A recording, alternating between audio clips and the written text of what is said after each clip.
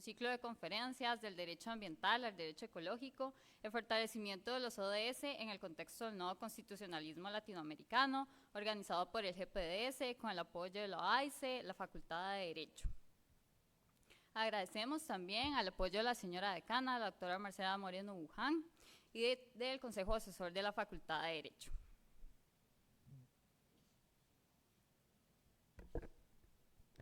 El día de hoy la mesa estará conformada por el profesor Dr. Carlos Peralta Montero, docente catedrático de la Universidad de Costa Rica, coordinador del GPDS e investigador del Instituto de Investigaciones Jurídicas.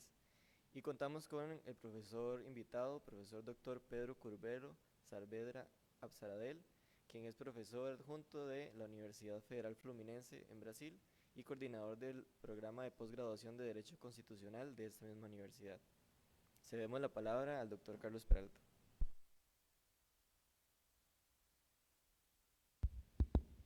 Buenos días a todos, gusto saludarlos ya en la tercera y última mesa de 10 días, ¿verdad?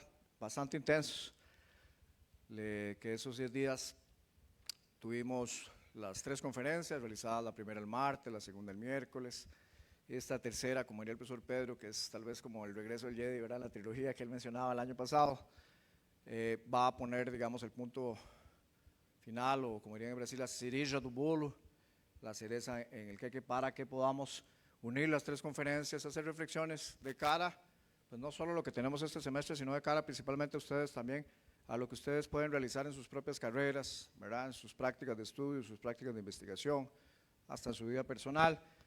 Además participamos con el GPDS en visitas de campo a varias áreas de conservación por aquí del SINAC, fue bastante interesante dialogar y compartir también con docentes de la Facultad de Derecho, con la señora decana, con los miembros del Consejo Asesor, de cara a hacer nuevas cooperaciones, nuevos proyectos, hacer vida académica, estudiantil y docente, de tal manera que además tengamos movilidad. Entonces la idea es que este tipo de actividades se repliquen, se hagan cada día más, que tengamos más estudiantes del GPDS y de la facultad en general participando, no solo en eventos de derecho ambiental allá en Brasil y en otras latitudes, sino también, ¿por qué no?, en otras áreas del derecho. El GPDS ya tiene una tradición en eventos en Brasil, en la Universidad Federal de Santa Catarina, en la Universidad Federal Fluminense, Niterói, Campos Volta Redonda, en el Planeta Verde, y ya prácticamente son alrededor de 7 años de participaciones y de cooperaciones con diversas unidades académicas, con diversos colegas de Brasil. El día de hoy el profesor Pedro pues culmina, ¿verdad?, su ingreso, diría yo, ¿verdad?, como ya prácticamente profesor visitante continuo, investigador de la Universidad de Costa Rica. Una alegría tenerlo estos 10, 12 días. Le decía el día de hoy que la próxima semana, en mi caso particular, hasta por la amistad que tengo con él, como dirían los brasileños, voy a sentir saudade do amigo, voy a sentir nostalgia del querido amigo. Saudade es una palabra que en portugués remite a una nostalgia, pero una nostalgia positiva, no triste, ¿verdad? Una palabra que tal vez no tiene una traducción exacta en español, pero eso es lo que significa. Entonces, ¿qué hacen estas conferencias? Más que una conferencia de 2 horas, yo creo que esto es un espacio de intercambio. Es un espacio de intercambio académico, tal vez para salirnos hasta la rutina tradicional, ¿verdad? Tal vez para pensar un poco más allá del área disciplinaria. Entonces, bien dicho esto, también mi agradecimiento a la señora decana, que hace un invaluable trabajo en la Facultad de Derecho, trayendo toda esa perspectiva de pensamiento complejo, trayendo toda esa perspectiva de arte que ustedes han podido apreciar también en la Facultad de Derecho, abriendo entonces el derecho para otros campos, y esos campos sin duda alguna van a contribuir para nuestro quehacer diario. Entonces saludar cariñosamente a la señora decana, a la profesora Marcela Moreno Buján, que como todos saben le tengo un gran aprecio y una enorme admiración, a todos los miembros del Consejo Asesor, agradecer profundamente también a la UAIS en la persona de doña Aide, quien nos dio una colaboración, ¿verdad?, invaluable para todas estas cooperaciones que hacemos.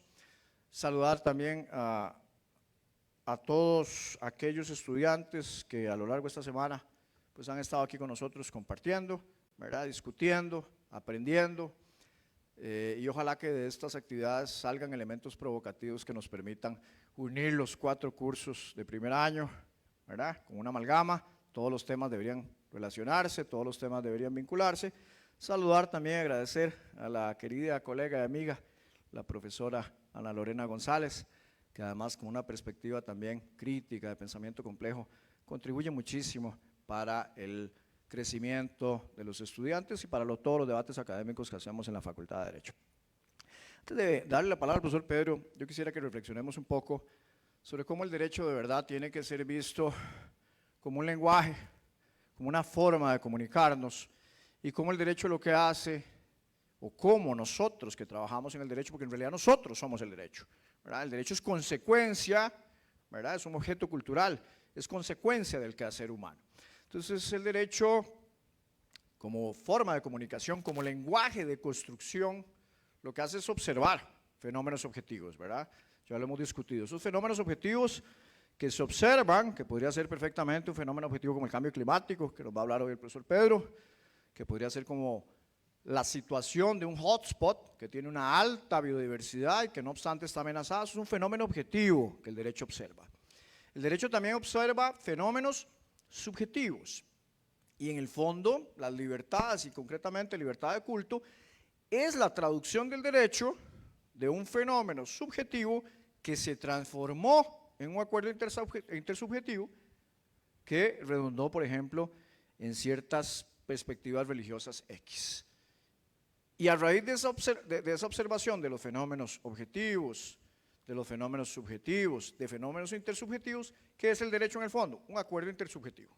Un acuerdo intersubjetivo, un holograma de una realidad en constante cambio. Entonces, un holograma es una visión temporal, es una visión espacial, es algo que yo logro apreciar en un determinado momento, ¿verdad? Y en determinadas circunstancias. Por eso la necesidad de su reconstrucción constante. Por eso la necesidad de que ese holograma, en palabras de Mohammed, ahí lo que estoy trayendo es la idea de Mohammed al derecho, el derecho tiene que ser un proceso dialógico, dialéctico, ¿verdad? De constante revisión, de constante tesis, antítesis, para llegar a una síntesis. Cuando hacemos eso, entonces lo repito, ese proceso cognitivo de construir un orden imaginario nos lleva, en el caso concreto de ustedes estudiantes de metodología de la investigación, de métodos de la investigación en la Facultad de Derecho, nos lleva necesariamente a que el apunte, ¿verdad?, que hacemos en nuestras clases, ¿verdad?, muchas veces ese apunte apresurado por querer anotar absolutamente todo lo que dice el profesor, tiene que ser más que todo un mapa conceptual crítico que me permita relacionar lo que estamos viendo sobre metodología de la investigación con lo que estamos viendo en introducción, con lo que estamos viendo en los cursos de razonamiento jurídico y de historia del derecho, y además con todo lo que estamos viendo fuera de la Facultad de Derecho. Si yo logro hacer esa perspectiva crítica, logro que ese orden imaginario sea lo más apegado a esa realidad cambiante. Si no lo logro hacer, ¿qué pasa con el derecho? Se vuelve un mecanismo de comunicación enyesado, ¿verdad?, que perpetúa una situación de comodismo que no nos permite observar, como lo vamos a ver el día de hoy, como lo va a señalar el profesor Pedro.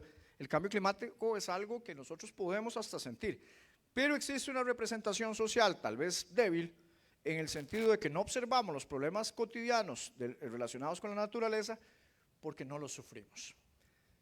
Entonces, al no sufrir escasez de agua, por ejemplo, o al no sufrir hechos como objetivos como el que va a mencionar el profesor Pedro el día de hoy, como la tragedia del Río Grande do Sul, percibimos que sí existen, pero son distantes.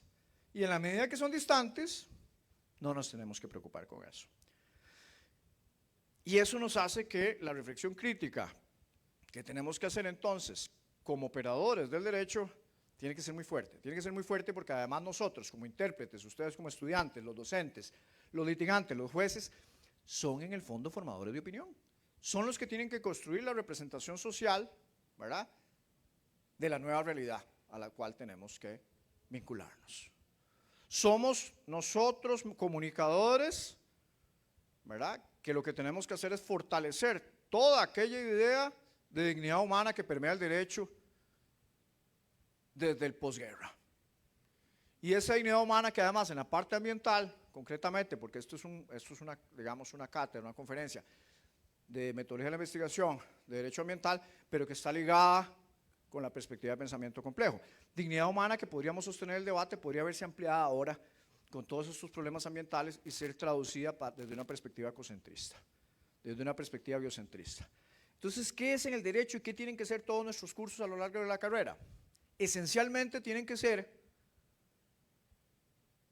cursos de discusiones contemporáneas. Son cursos de un debate constante.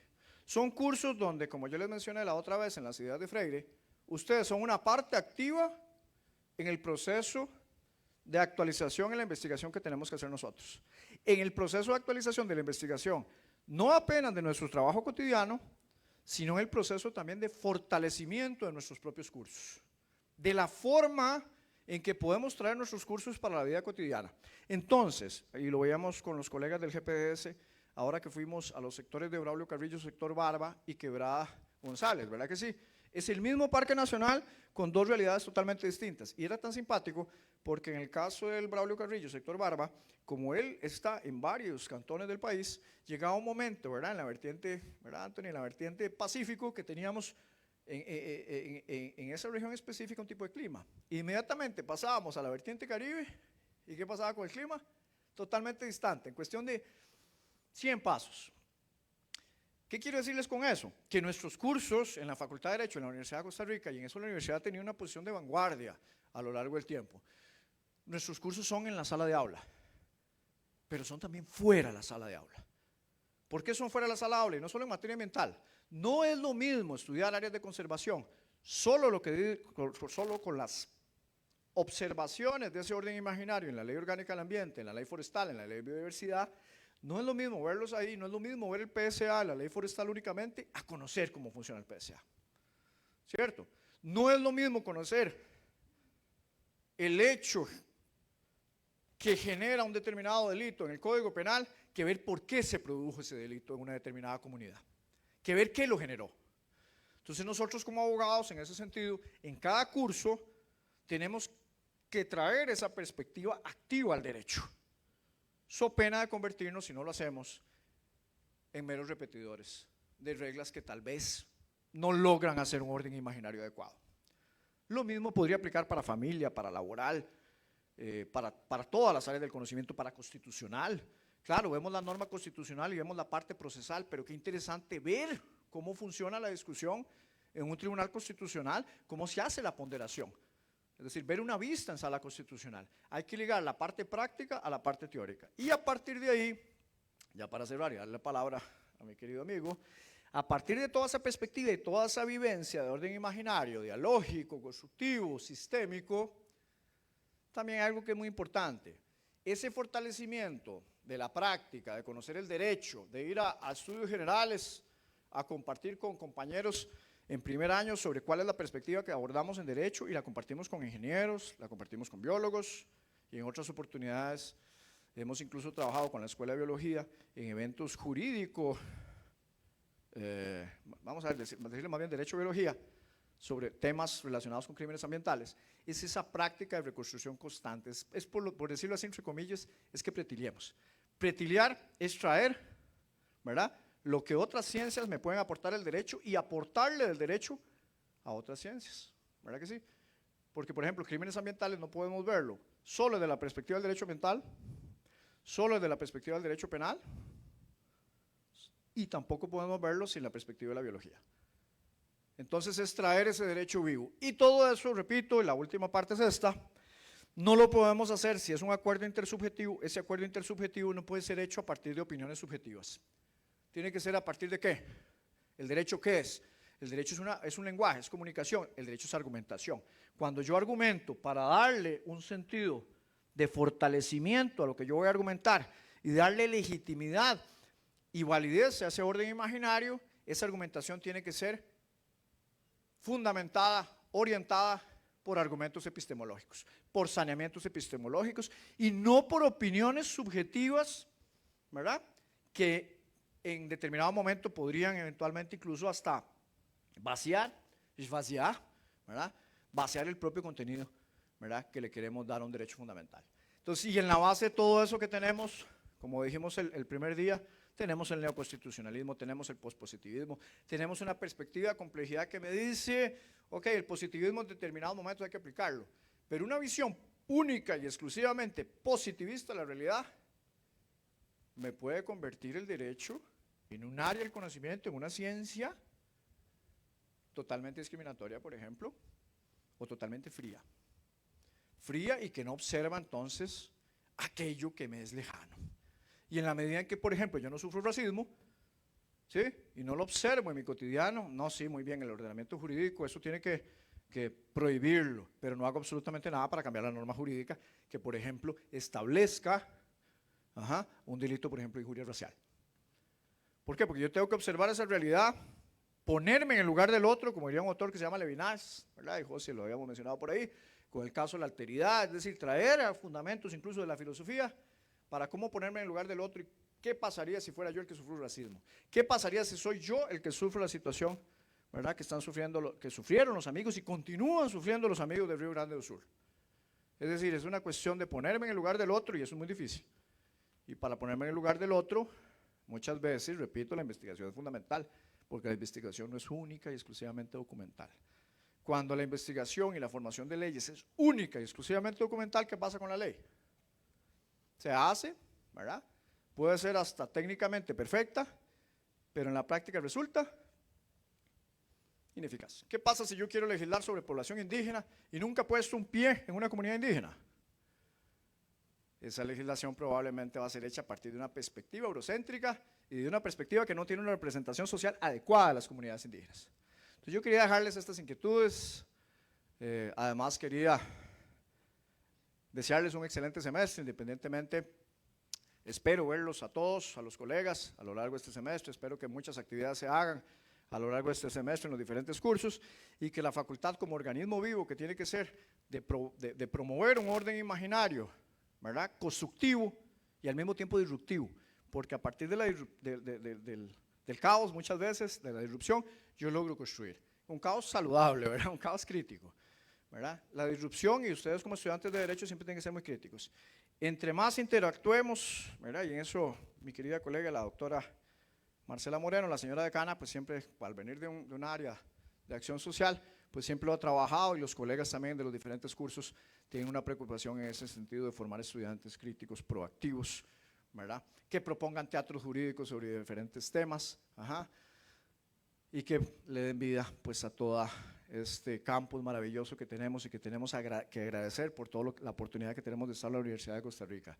Tenemos que agradecer porque podríamos decirnos privilegiados de estudiar y trabajar aquí. Y esto se ha construido a lo largo del tiempo, pero la construcción también tiene que ser defendida. Esa construcción tiene que ser defendida y aprovecho para hacer un pequeño comercial. La próxima semana tenemos un acto importante, ¿verdad? Para defender todo esto que tenemos. Para defender ese proceso de construcción que probablemente yo espero, ustedes, bueno, muchos de ustedes, yo tengo un hijo de 9 años, Lucas, yo espero que Lucas estudie en la Universidad de Costa Rica. Yo espero que Lucas tenga la oportunidad que están teniendo ustedes. Y para ello entonces, miércoles de la semana siguiente y jueves de la semana siguiente, ojalá todos podamos estar apoyando. Eso es pensamiento crítico. Ojalá todos como estudiantes, como docentes, como administrativos estemos unidos. Estemos unidos pensando en que somos nosotros motores de cambio y que como motores de cambio tenemos que llevar ese cambio para construir una Costa Rica más sustentable, más equitativa, más solidaria. Ayer nos percatamos yendo para el Parque Nacional Braulio Carrillo, sector Barba, que el acceso no solo es difícil, sino que muchas personas no tienen acceso a los parques nacionales de Costa Rica. No tienen la posibilidad de visitarlos. No solo por el difícil acceso para llegar allá, que ya es limitativo, sino porque tampoco tienen los recursos económicos. Entonces nosotros, como formadores de cambio, tenemos que observar eso y ver cómo lo podemos cambiar.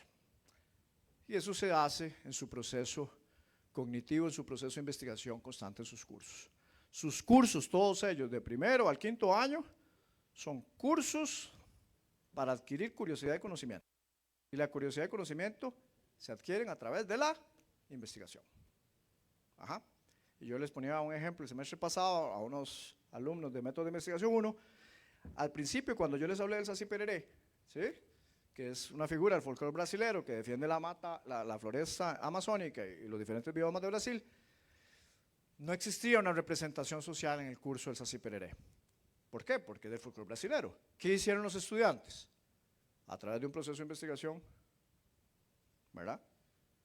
Conocieron quién era el Saci Pereré y quién era, y ya a partir de ahí, hoy en este semestre, cuando volvemos a hablar del Saci Pereré, ya ellos tienen en su orden imaginario una construcción del Saci Pereré.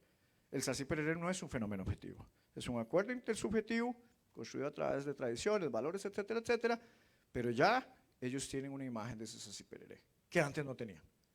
Ajá. Está claro, les agradezco muchísimo a todos los presentes, espero que este ciclo de conferencias lo hayan aprovechado. Le doy la palabra al querido profesor Pedro, ¿verdad?, para que pueda conversar con ustedes. Son las 9:30. La dinámica que queremos hacer hoy es la siguiente. El profesor Pedro va a hablar por espacio de 40 minutos, ¿verdad? 10 y 10 más o menos va a ser una primera pausa. ¿Qué es la idea de esto? Que como parte activa de este proceso de enseñanza-aprendizaje, llenemos al profesor Pedro de preguntas. ¿Okay? Que hoy hagamos un diálogo más abierto, ¿verdad? Y preguntemos, cuestionemos. Toda pregunta, absolutamente toda pregunta es válida, es importante. No les dé pena preguntar. La investigación es preguntar, preguntar y preguntar. Volver a cuando teníamos 5 o 7 años, donde todo lo preguntábamos, donde queríamos saber de absolutamente todo. Muchas gracias, profesor Pedro. Le doy la palabra, le externo mi más sentido agradecimiento por estar aquí nuevamente con nosotros y siempre será bienvenido por aquí. Muchas gracias, amigo. Sí, me voy allá.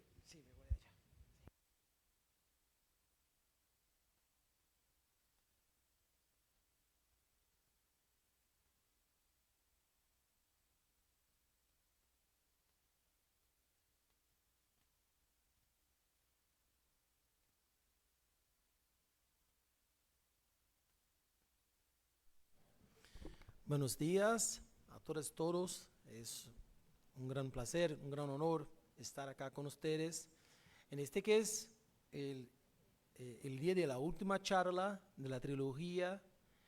Bueno, ya con un poquito de nostalgia que volveré a Brasil pronto. Bueno, me extraña mi patria, claro, pero echaré de menos esos momentos acá con ustedes. Muchas gracias a los miembros del GPDS por estar conmigo esos días.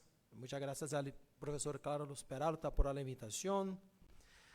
También me gustaría agradecer a la decanatura de la profesora Marcelo Moreno Buján y también a la oficina, a la OAICE por el apoyo fundamental para que pudiera venir y compartir con ustedes y ojalá podamos intercambiar y hacer intercambios cada vez más. Yo creo que eso va a ser importante, que ganaremos todos. Bueno, hoy hablaré de un asunto que a mí me gusta mucho, que es la relación entre los bosques, el clima, y también hablaré un poco de los ODS. Intentaré traerles informaciones, ejemplos, que no solo del derecho, pero también datos de otras ciencias. Entonces, una visión interdisciplinaria para aquellos que tuvieron la semana pasada. Estábamos justo discutiendo eso.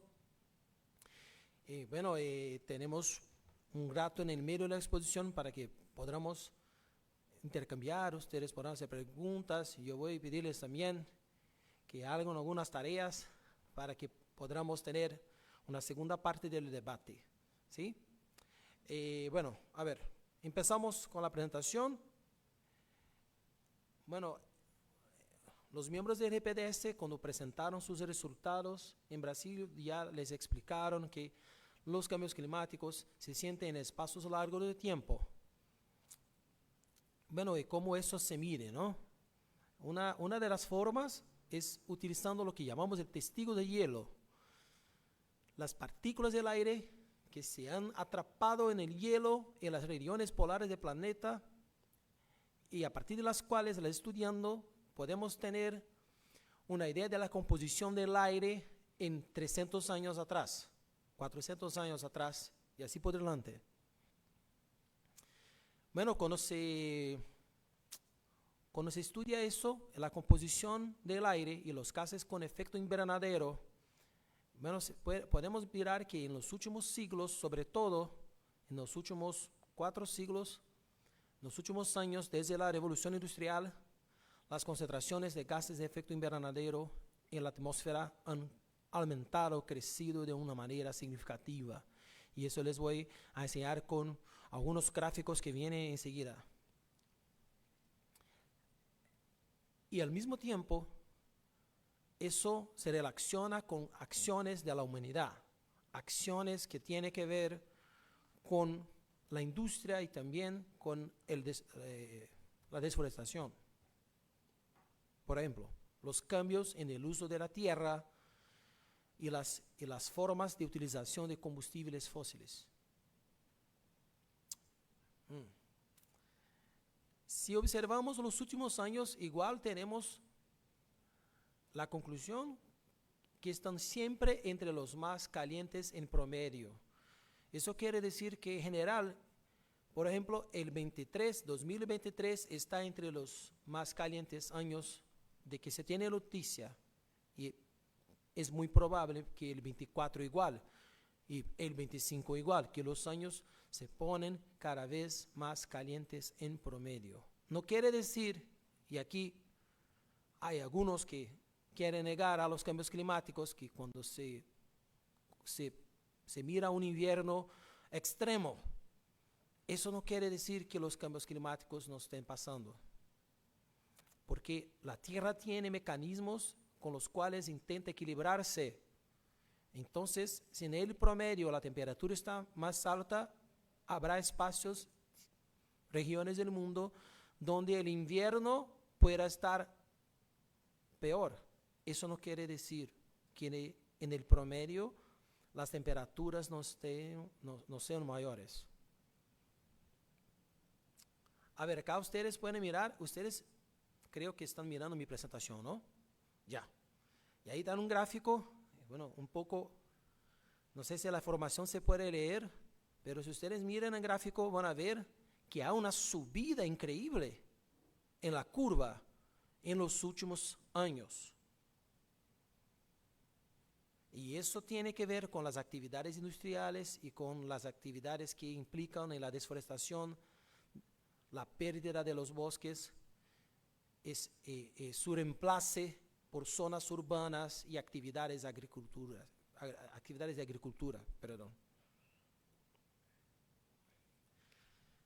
Bueno, el cambio climático es algo que no se puede decir que no se conozca, tampoco que es algo como que se conozca desde poco tiempo. Por ejemplo, en el reporte de Naciones Unidas, Nuestro Futuro Común, en los años 80, ya se apuntaba el cambio climático como una amenaza. Y más, ya se decía que no se podría resolver, hacer frente al cambio climático, sino que en cooperación. Quiere decir que ni siquiera si 2 o 3 naciones muy poderosas quisieran sola, podrían resolver a los problemas de los cambios climáticos. Por ejemplo, a veces Europa hace avances importantes, pero Europa sola no va a salvar el clima. Necesitamos de acciones en el sur global y también en Estados Unidos, en China, en India, en todas las partes, en Costa Rica igual. Todos tenemos que hacer nuestra parte, si no, no vamos a resolver eso. Y por eso la cooperación es algo tan importante. Por eso que tenemos el convenio de Naciones Unidas, el convenio cuadro sobre el cambio climático. Y para comprender eso, es importante que tengamos en cuenta datos fiables. Y para eso tenemos los datos del panel intergubernamental de expertos en cambio climático, y en inglés el IPCC. Bueno, pues su primer reporte de los años 90 y el último ahora en el 2022. Y entre un reporte y otro hay reportes parciales, específicos, ¿sí? Acá yo intentaré traer algunos reportes para ustedes, en versiones que son versiones para los que hacen política. Entonces, son versiones que no traen el hard science, de manera que no los podamos comprender.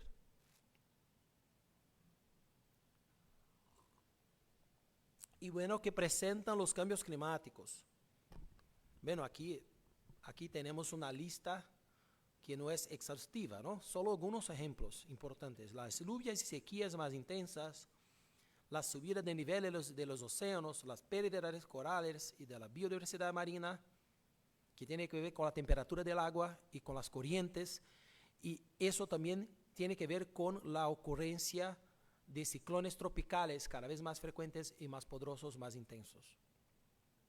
Riesgos para los sistemas alimentarios, tierras donde en el futuro no se podrá sembrar porque el suelo estará agotado, porque ya no habrá fijado el carbón. Y por eso, y tampoco habrá mucha agua, y por eso no será posible producir la misma cantidad de alimentos. Riesgos para las aseguradoras. Los desastres que llamamos de naturales, hay que poner entre comillas naturales, porque ya son no solo naturales, pero sociales. Esos desastres están cada vez más intensos y eso presenta un riesgo para la industria de los seguros. Y eso también presenta riesgos para todas las actividades, todas. Yo creo que son pocas las actividades que no sufran un riesgo mayor con los cambios climáticos. Son poquísimas. Y eso está en un reporte que ya está un poco antiguo, pero que ya lo decía hace mucho, que es el Stern Review, un reporte inglés.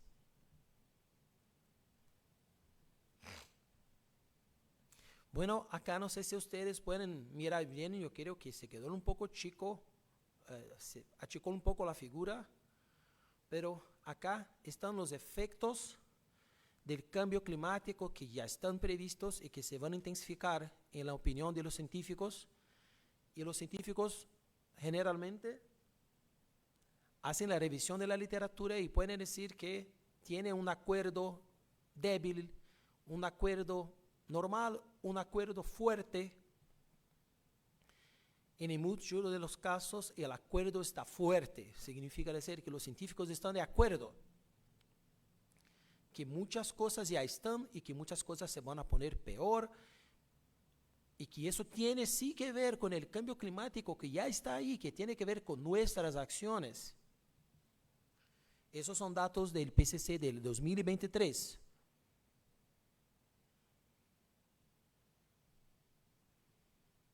Datos de 2021 de un otro reporte dicen que el incremento de la frecuencia y la intensidad de los episodios de calor extremo, algo que pasa mucho en Europa, pero que ha pasado en la Amazonía año pasado y que puede pasar acá en Costa Rica.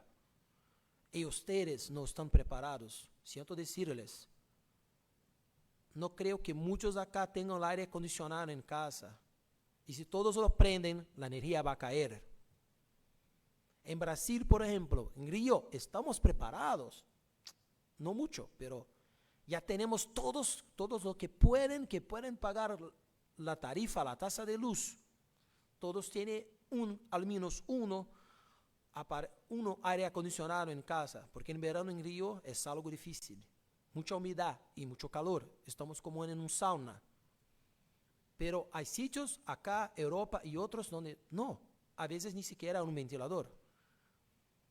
No estamos listos para una ola de calor extremo, y eso puede pasar, y ya pasa en India, en Europa, en la Amazonía. Las precipitaciones intensas y en algunas regiones las sequías agrícolas, sequías que hacen pérdidas enormes a la producción de alimentos. Un aumento de la proporción de los ciclones tropicales intensos. Ahora, datos de la Organización de los Estados Americanos del 2017, ya trayendo impactos sobre los derechos humanos. Tenemos que hablar de derechos humanos. Nosotros estamos acá, creo yo, entre seres humanos y vamos a tener hijos, nietos, creo yo, todavía seres humanos. Puede ser que en el futuro tengamos hijos artificiales, yo no sé, con la IA, yo no sé. Pero creo que ustedes, jovencitos ahí, hay que tener cuidado siempre para que los hijos no vengan antes de lo esperado, ¿no? Hay que hacer unos planes, pero yo creo que sus hijos todavía serán hijos humanos y tendrán que disfrutar de un ambiente sano y en un clima estable. O entonces le dejaremos un futuro muy feo, muy triste, con pocas opciones de desarrollo. Entonces, ese reporte de la OEA cita, por ejemplo, la inundación de fuentes de agua potable por el agua del mar. Sí, porque el nivel del mar está subiendo y eso pasó ahora en Brasil, en Río Grande do Sul. El nivel del mar y de las lagunas subió tanto que invadió el sistema del agua potable y una población enorme, millones de personas se quedaron sin agua por muchísimos días. El desplazamiento forzado quiere decir que mucha gente se va a desplazar, no por su voluntad propia, pero porque no va a aguantar a vivir en sitios que no sean más habitables en consecuencia de los cambios climáticos. Ahora me gustaría hablar con ustedes de un caso que pasó, está pasando todavía en este año en Brasil. El caso del Estado miembro de la Federación Brasileña de Río Grande do Sul, que tiene cerca de 11 millones de habitantes y que empezó a sufrir con lluvias extremas desde fines de abril hasta junio. Bueno, los datos que pude traer, porque verdad que los datos los recogí ayer en la noche, los más recientes que tengo son de 7 de julio y confirmaban 182 muertes y cerca de 2.4 millones de personas afectadas. Eso podría ser, creo que mitad de la población de Costa Rica, ¿no? Me parece. De las municipalidades, el total son casi 500. De estas, 478 han sido afectadas. Eso quiere decir prácticamente todo el Estado miembro de Río Grande do Sul. Y algunos sitios de verdad fueron afectados de manera durísima. Ustedes no van a creer. Entonces tengo que traerles unas fotitas para que se pueda mirar, porque es difícil de explicar eso con palabras solo, ¿no? A ver, este es el aeropuerto de la capital de Río Grande do Sul. Miren ustedes dónde está el agua. El aeropuerto todavía, si no me equivoco, todavía está cerrado desde mayo. Están operando con un aeropuerto distante, improvisado. El metro no funciona. Los autobuses están volviendo. El transporte entre los estados se quedó interrumpido por mucho tiempo. O sea, el estado de Río Grande do Sul se quedó aislado de Brasil, del mundo, de todo el mundo. Y la gente tuvo que sobrevivir. Y yo no traje las fotos más fuertes, de verdad. Elegí unas fotos donde no se ve a la gente sufriendo tanto. Y hay fotos que hacen uno llorar. Ustedes pueden reconocer acá una estructura que en Brasil, en portugués, llamamos de viaducto. No sé cómo se habla eso en español, a ver. El viaducto lo mismo, ¿no? ¿Verdad? Es un sitio alto, ¿no? Un sitio que pasa por arriba de otras calles, ¿verdad? Y mira cómo está este viaducto. Lo único que queda es la parte más alta y todo lo demás está bajo el agua.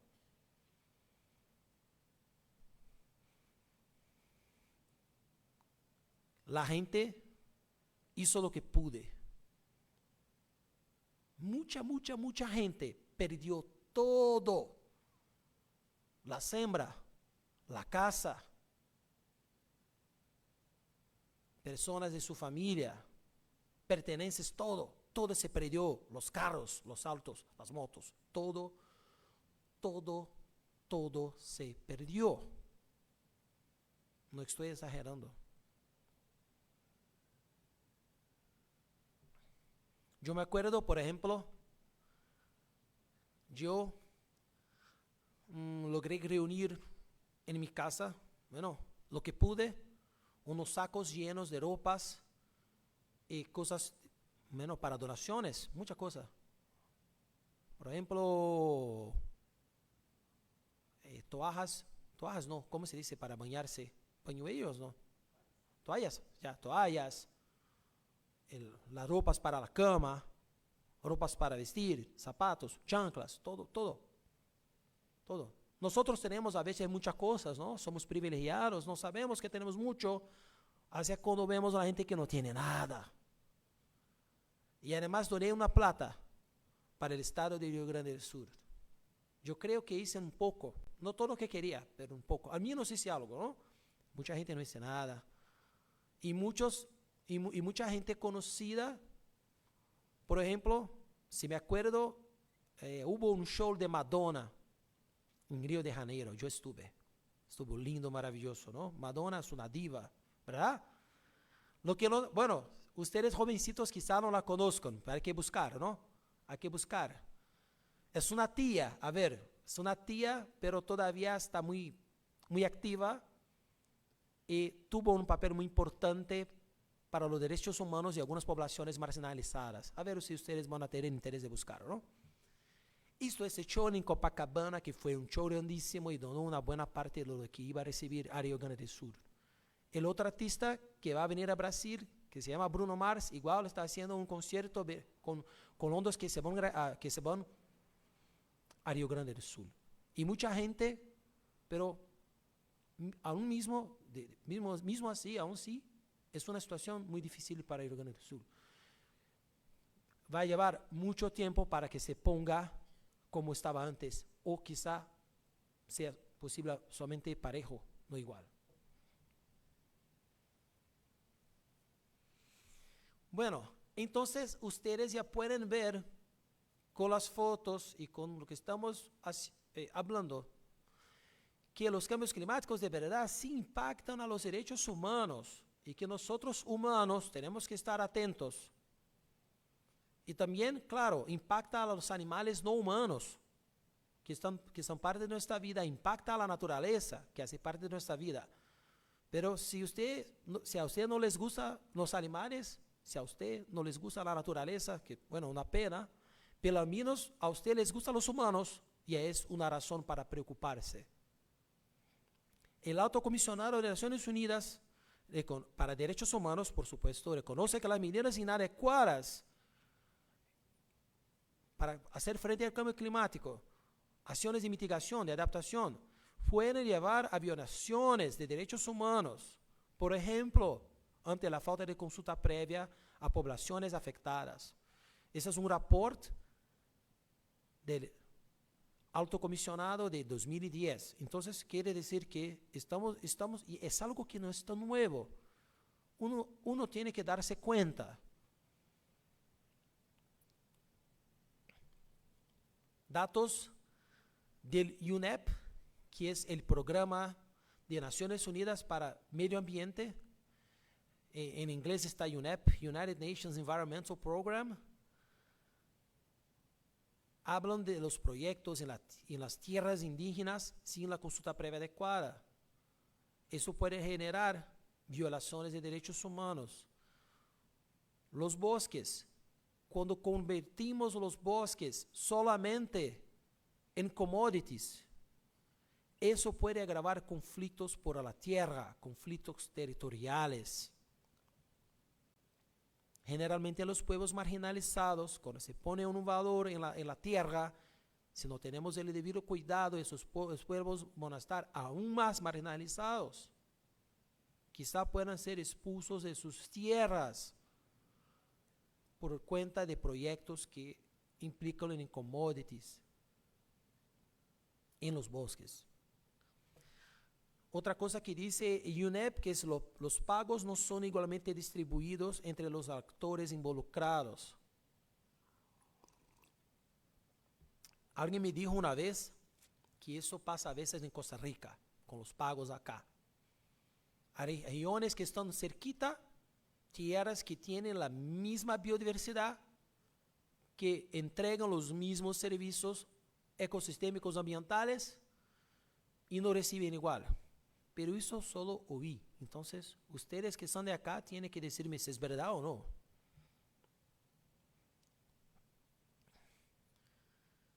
Aún con datos de UNEP de 2015, se dice que hay impactos a los derechos a la vida, a la salud, a la alimentación, a la vivienda, entre otros. Por otro lado, tener en cuenta los derechos humanos, implementar los derechos humanos, mejora la capacidad de respuesta, disminuyendo la vulnerabilidad Y eso tiene que ver, por ejemplo, con la implementación de los derechos procedurales. Eso tiene que ver, por ejemplo, con la firma y la ratificación del Acuerdo de Escazú. Por eso es tan importante que tengamos universidades activas, involucradas, produciendo conocimiento, porque si uno no produce el conocimiento, tiene que comprar el conocimiento que produce el otro, pero el otro produce el conocimiento. Muchas veces no le importa qué pasa con los otros que van a comprar, quiere solo vender. Y les doy un ejemplo. Muchos estudiosos en Europa estaban diciendo que no hacía falta un acuerdo para América Latina y Caribe, porque ya existía la Convención de Aarhus, que estaba abierta a la ratificación por países que no fueron de Europa. Incluso hay ejemplos de fuera de Europa que han firmado el Acuerdo de Aarhus, países que no están en la Unión Europea. Pero ¿qué pasa? América Latina, Sudamérica, Caribe, América Central, tiene una realidad muy distinta de la realidad europea. Por ejemplo, son áreas, zonas del planeta donde se matan defensores de derechos humanos. Y eso no pasa con la misma frecuencia e intensidad en Europa. Y por esas razones, América Latina, Caribe y Centroamérica han negociado y han hecho un tratado que les sea adecuado. Han producido su propio tratado. Sería más fácil solo asignar, ratificar a Aarhus, ¿no? Pero Aarhus fue hecho para Europa y no para nosotros. Por eso, ustedes tienen que tener en cuenta que la universidad tiene una importancia mayor que solo graduarles. Tiene una importancia para producir el conocimiento que necesita, por ejemplo, acá, Costa Rica, para que pueda hacer sus propias leyes, políticas ambientales y climáticas.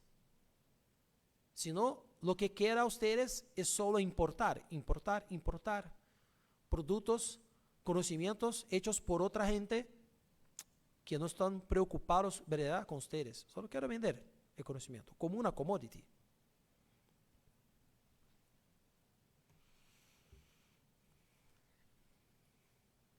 Acá tenemos responsabilidades de los estados, desde la esfera internacional, desde la Convención Cuadro. Estados tienen obligaciones que pueden ser procedurales, pueden ser materiales, de concretizar las políticas, obligaciones de hacer cosas, de hacer planes, crear estructuras y obligaciones de no hacer, por ejemplo, de no desforestar los bosques, de garantizar que los bosques se mantengan en pie con su biodiversidad.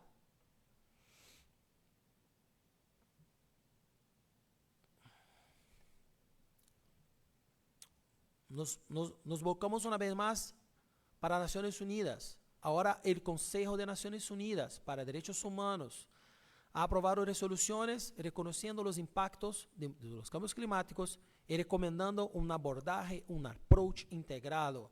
Quiere decir, hacer frente a los cambios climáticos, sí, pero sin olvidar a los otros derechos humanos. Y por eso están los ODS. Por eso los ODS son tan importantes.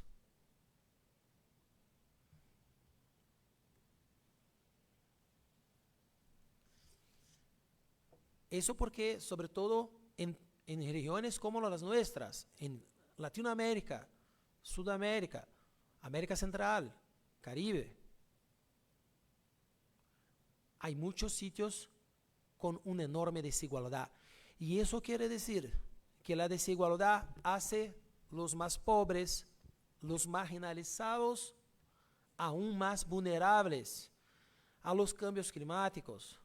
Ocupan áreas, zonas con una estructura débil. Además, no tienen condiciones de moverse. Los ricos se pueden mover a cualquier canto del mundo y en el futuro los ricos se podrán moverse a Mars, se pueden mover al otro planeta. Pero nosotros nos quedaremos acá, lo siento. No habrá espacio en esta nave espacial para nosotros. Lo siento mucho decir. a menos que haya alguien con mucha plata acá, se va a quedar en la tierra. No habrá el plan B para nosotros. Y los más pobres no tienen el plan B y ni siquiera el plan C o el plan D. No tiene planes. No hay manera de adaptarse sin recursos.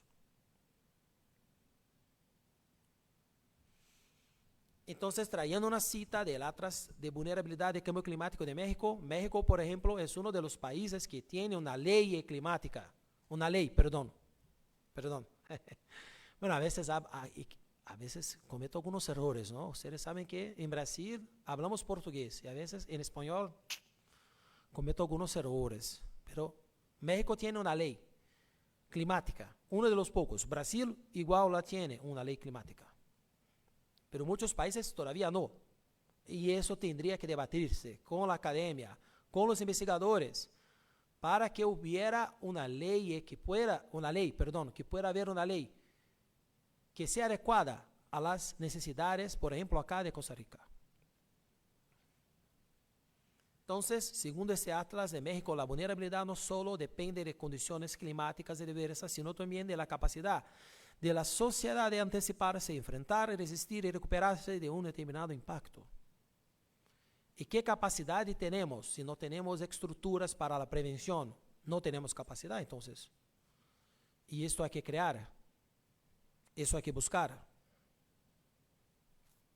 Una vez más, acá con la OEA, un reporte del 2022 dice que sus pilares, la democracia, los derechos humanos, la seguridad multidimensional y el desarrollo integral, se ponen en riesgo por los cambios climáticos y que sus efectos ya se sienten en todos los Estados miembros de la OEA.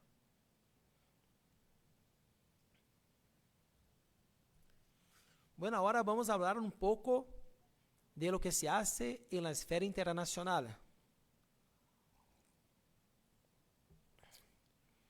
Bueno, de manera, claro, breve, porque tenemos un rato más y después vamos a hacer nuestro debate, ¿no? Entonces, no va a ser un curso de cambios climáticos, sino que una charla que también hablará de unos aspectos centrales.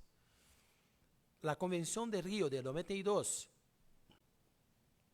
la Convención Cuadro sobre Cambios Climáticos, trae en su objetivo, artículo 2, que se pueda adaptarse en un tiempo y de forma que se pueda hacer la mitigación para que se pueda adaptar a los efectos y garantizar que no se perjudique, que no se amenace el desarrollo de los seres humanos.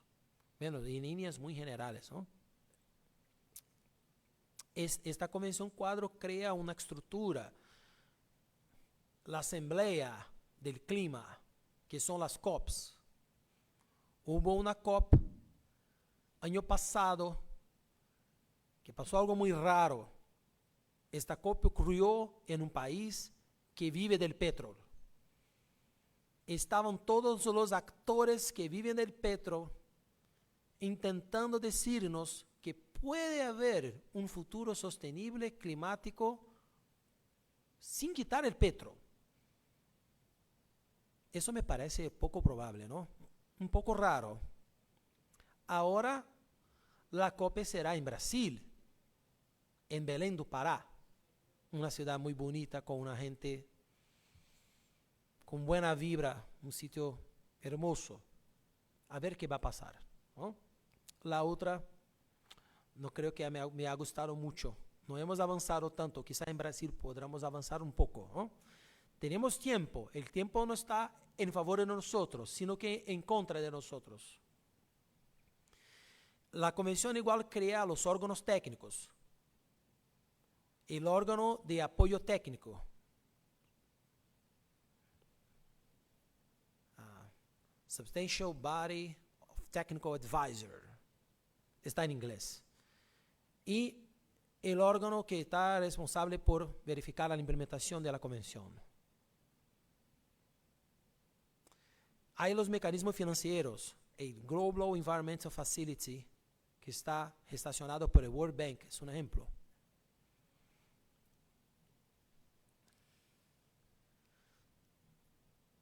Tuvimos el protocolo de Kioto, que ha generado los mercados de carbón, iniciativas donde se valora reducciones de emisiones, sumideros, se paga por eso.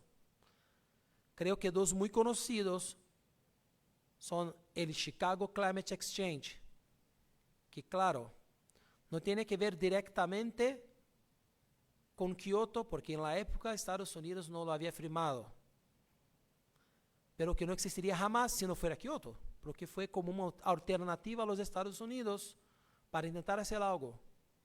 ¿Ya? Hay muchos estados miembros de la Federación de Estados Unidos que tienen sus propias iniciativas. Por ejemplo, California, el estado miembro de Terminator. Ustedes han visto Terminator, la película, ¿no? Él fue gobernador de California. Ya. Sí, a ver si saco algunas risas y se les pongo con atención acá. Entonces, son unos chistes que ya están programados, no se preocupen.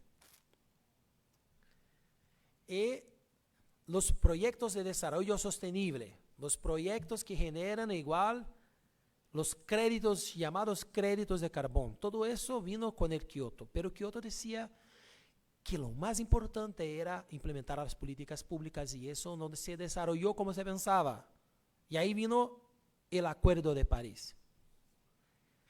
Y muchos celebraron, pero otros todavía están críticos al Acuerdo de París porque ha debilitado aspectos, por ejemplo, la forma como tenemos las responsabilidades comunes pero distintas, la forma como se establecen las metas de los estados, porque ahora con el Acuerdo de París las metas son determinadas por los propios países. Y no parece que está funcionando. Los esfuerzos tendrían que ser esfuerzos, ¿cómo se dice eso en español? Bold efforts. Esfuerzos grandes, esfuerzos hercúleos para disminuir las emisiones de gases con efecto invernadero y hacer los sumidores de carbón. Pero muchos estados hacen como esfuerzos medianos, mediocres, y el tiempo sigue en contra de nosotros. Entonces, las metas se van a alcanzar, según el Acuerdo de París, con las contribuciones determinadas a nivel nacional. El preámbulo del acuerdo es un aspecto positivo porque reconoce la interdependencia entre la acción climática y los derechos humanos, y habla de los pueblos vulnerables y habla incluso de la justicia climática. Yo no sé quién estaba acá el año pasado, pero yo hablé de esto, de la justicia climática. Bueno, quedó grabado, registrado, está en el YouTube de la FAC, ¿verdad? Entonces, si uno no cumple con el Acuerdo de París, ¿verdad? Que no hay sanciones significativas. No tiene un carácter vinculante, pero y muchos van a decir, pero esa es la regla de derecho internacional público, que no sea vinculante. Ya, pero tenemos urgencia, entonces tenemos que avanzar o nos quedaremos en la historia del planeta, que tiene billones de años y nosotros podremos ser una de las especies que van a desaparecer. El planeta seguirá sin nosotros. Entonces, el preámbulo dice que las partes deberían respetar y promover y tener en cuenta sus respectivas obligaciones con los derechos humanos, el derecho a la salud, los derechos de los pueblos indígenas, las comunidades locales, los migrantes, niños, las personas con discapacidad y personas en situaciones vulnerables, y el derecho al desarrollo, así como la igualdad de género, el empoderamiento de la mujer y la equidad intergeneracional. Está en el preámbulo. Cuando hablo de los hijos que ustedes van a tener, bueno, algunos acá tendrán hijos, ¿no? Ni todos, pero algunos sí. Algunos lo van a desear y otros sorpresa, pero va a pasar. Y los hijos de ustedes tendrán un mundo que vivir. Y si no tenemos cuidado y no hacemos algo ahora por el clima, tenemos una situación entre generaciones distintas de una desigualdad tremenda, porque nosotros estamos tirando las posibilidades, tirando el futuro, futuras opciones de desarrollo de las generaciones futuras que no pueden estar acá ahora para decir, usted, alto, basta, porque no están todavía acá. Acá podemos decir que hay que tener una efectividad en los derechos humanos cuando se planean acciones de mitigación y adaptación al cambio climático. Un ejemplo que les di en la otra charla, creo, que hablé de eso con ustedes. Si hacemos una plantation de eucaliptus, eso puede ser que sí capture carbón, pero es malísimo para la biodiversidad, es malísimo para el ecosistema, consume una cantidad increíble de agua y puede impactar la forma de vida de las poblaciones alrededor, porque no tendrán agua para sus plantíos de subsistencia. Por eso, si tomamos en cuenta derechos humanos, no me parece que esta plantation de eucalipto sea algo positivo.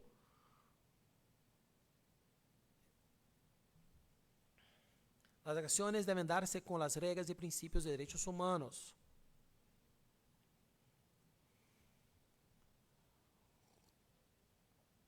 El objetivo del Acuerdo de París es limitar el calentamiento abajo de 2 grados.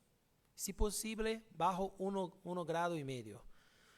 Ya se dice que 1,5 grados ya lo hemos superado. Hay muchos científicos que dicen que eso está casi que perdido. Y entonces ahora estamos intentando quedarnos bajo el calentamiento de 2 grados. 2 grados en promedio de las temperaturas preindustriales. Y he dicho para ustedes que en este promedio hay extremos de frío y extremos de calor que hacen daños terribles y que aumentan las posibilidades de los extremos climáticos, las lluvias intensas como en Río Grande do Sul, las sequías intensas como en la Amazonía en el pasado. Otros objetivos: aumentar la capacidad de adaptación a los efectos esperados, aumentar el flujo financiero para las medidas de adaptación y mitigación.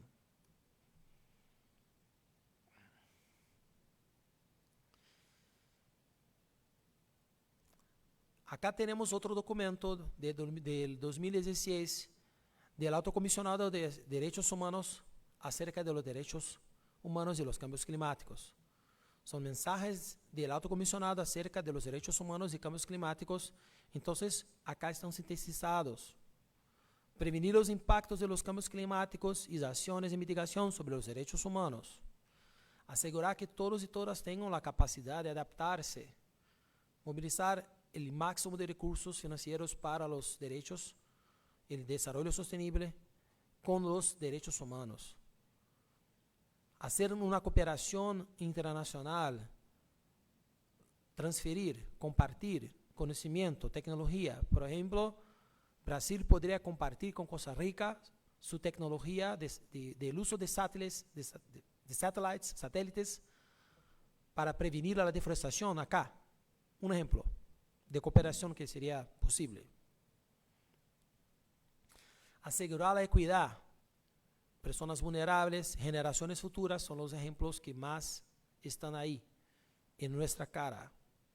Garantizar que todas y todos gocen de los beneficios de la ciencia y sus aplicaciones. Protección de los derechos humanos contra daños de los negocios.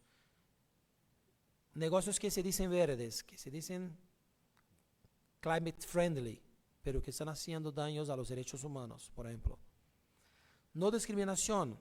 Garantizar la participación adecuada, libre e informada Eso tiene que ver, una vez más digo, con el Acuerdo de Escazú acá. El Consejo de Derechos Humanos aprobó la resolución 4121 en el 2019 que exhorta a los estados que tengan en cuenta, entre otros aspectos, derechos humanos en el contexto de cambios climáticos. Entonces, los estados tienen que incorporar eso en sus agendas.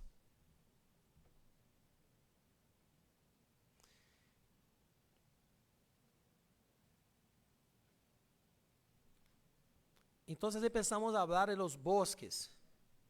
¿Por qué son los bosques tan importantes? Bueno, para comenzar, son sumideros naturales de carbono. ¿Hacemos una pausa ahora?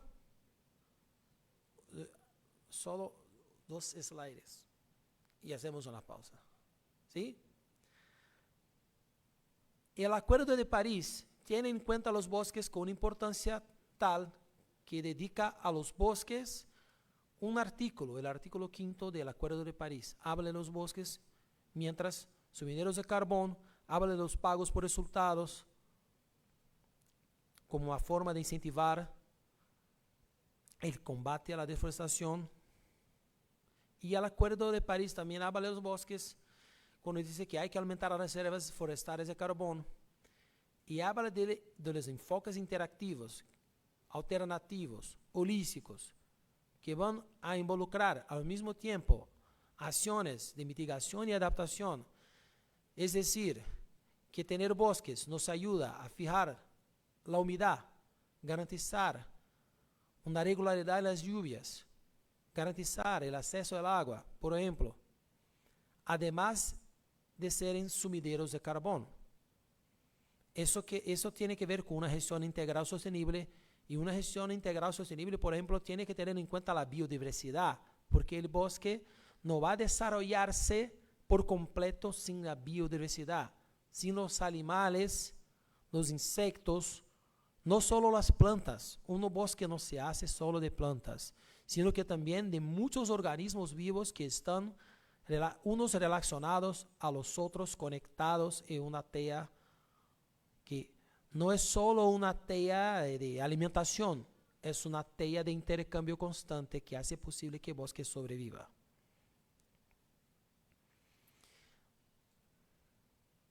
Entonces, de un lado, los bosques sanos contribuyen para garantizar derechos humanos, y del otro, las actividades forestales ilegales. Por ejemplo, la utilización no adecuada de los bosques genera danos climáticos, pero no solo, genera danos a muchos derechos humanos. Entonces yo creo que ahora podremos hacer una pausa un rato, y me gustaría saber si alguien gustaría hacer una pregunta. Tenemos profesores que están acá que podrían, por ejemplo, también igual participar, están invitados, les invito a hacer colocaciones, contribuciones. Entonces, profesor Peralta, Miguel, Marisol, vengan, siéntense acá conmigo para que no me ponga muy solo, y para defenderme si hay necesidad.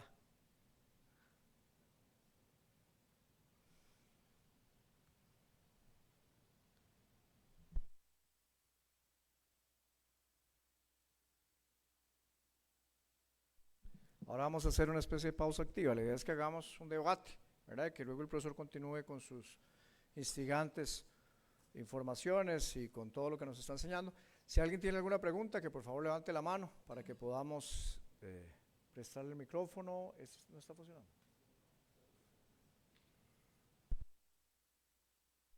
César, ¿verdad? César, si querés te pones de pie, por favor, y vamos a ver si tal vez venís aquí adelante para poder hacer la pregunta, porque estamos con este micrófono sin batería.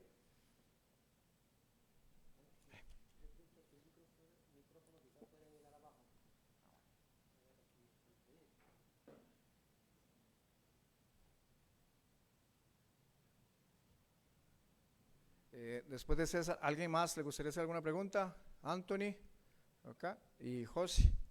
Perfecto. Bueno, tenemos bastante gente. Rocío también, y por allá Marisabel. Excelente.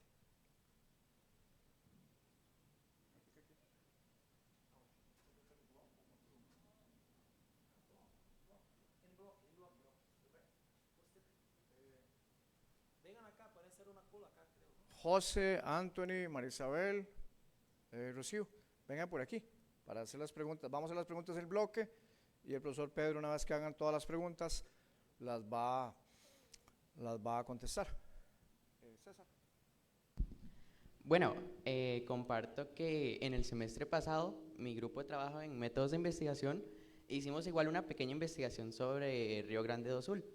Entonces a mí me llamó la curiosidad y es la pregunta de qué manera la corrección en otras ramas del derecho, tal vez en los próximos tiempos, en los próximos años incluso, podría ayudar a que el derecho ambiental actúe de una manera más efectiva en ese caso. Ajá. O en casos similares incluso. Esta la puedo contestar.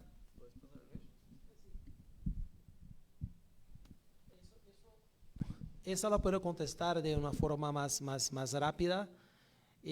Brasil, por ejemplo, viene de aprobar una política nacional de adaptación climática, viene de salir. Entonces, no he podido todavía la estudiar para comentar. Entonces, pero no basta solo las leyes, ¿no?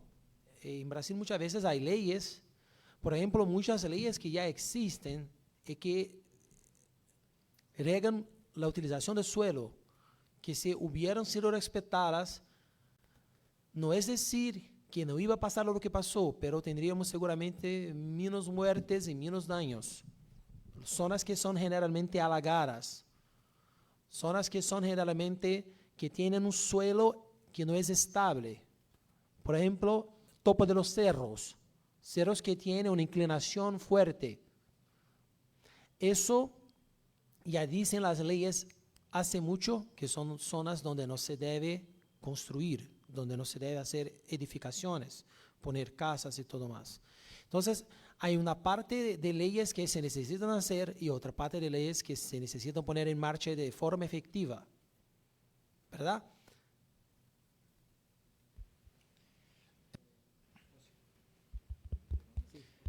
Sí, yo soy José. He estado compartiendo con el profesor esta semana a lo largo de las actividades y a raíz de estas conferencias me ha surgido la pregunta sobre la manera quizá no correcta, sino la más apta de poder implementar dentro de lo que es el derecho el conocimiento de otras áreas. Por ejemplo, ayer estaba viendo que ahorita se está hablando de un nuevo fenómeno de la niña, el que están denominando el fenómeno de la niña del Atlántico, que es básicamente contrario a lo que es la niña, es el enfriamiento de las aguas, cuando lo que se esperaba es que las aguas se calentaran. Y esto es algo que viene pasando, que no se puede predecir, que como tal no teníamos un conocimiento de, y hasta el momento en el que se da, no tenemos más opción que intentar mitigarlo sin la comprensión del fenómeno. Entonces, el punto es, para la aplicación y generación correcta de leyes, ¿cómo podemos hacerlo sin una comprensión correcta de los fenómenos que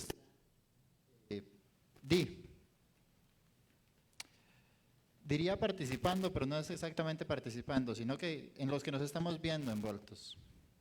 Ya, gracias por su pregunta. Esa creo que puedo contestar de forma rápida también.